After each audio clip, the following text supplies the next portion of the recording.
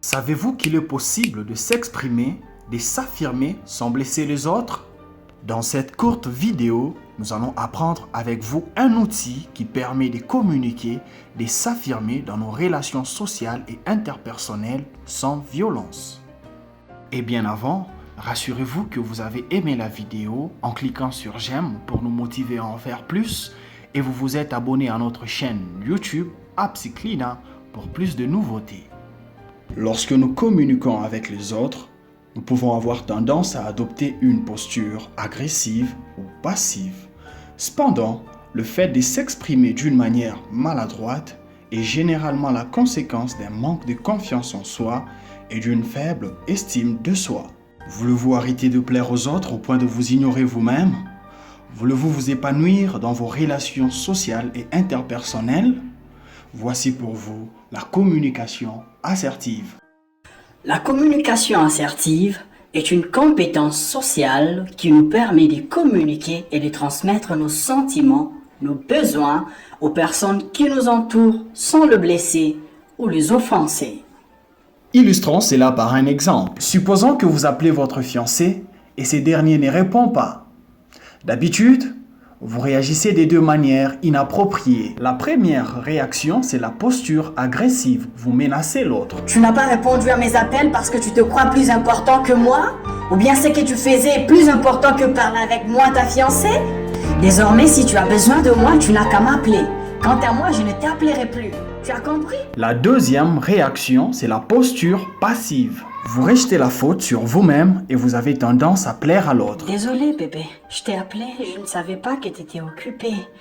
Tu n'as qu'à me rappeler quand tu voudras. Je suis là pour toi, tu sais. Dans les deux cas, les réactions sont inappropriées et peuvent avoir des conséquences négatives sur la relation. Prenons à présent la réaction assertive. Commençons par l'ABC de l'assertivité. Donc, il s'agit de réagir en 3 étapes. Premièrement, j'exprime ce que je ressens tout en utilisant la première personne du singulier, j'ai.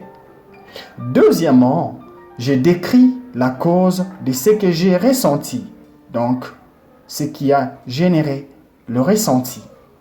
Troisièmement, je demande ce que je pense être nécessaire pour résoudre le problème. Et dans le cadre de notre exemple, la réaction assertive serait pratiquement la suivante. Chérie, je suis désolée que tu n'aies pas répondu 6 fois de suite à mes appels. Cela me rend nerveuse et triste. Je me sentirais mieux si tu prenais la peine de réagir au moins à mes appels. En communiquant ainsi, vous vous exprimez objectivement en vous appuyant sur la situation concrète, sur vos ressentis et en proposant ce qui vous convient le mieux. Voilà une manière de communiquer sans préjugés.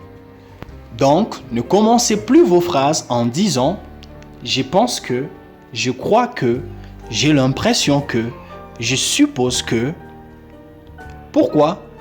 Eh bien, pour la simple raison que ces genres de formulations ont le plus souvent pour fondement les préjugés. Or, les préjugés sont à la base des situations conflictuelles.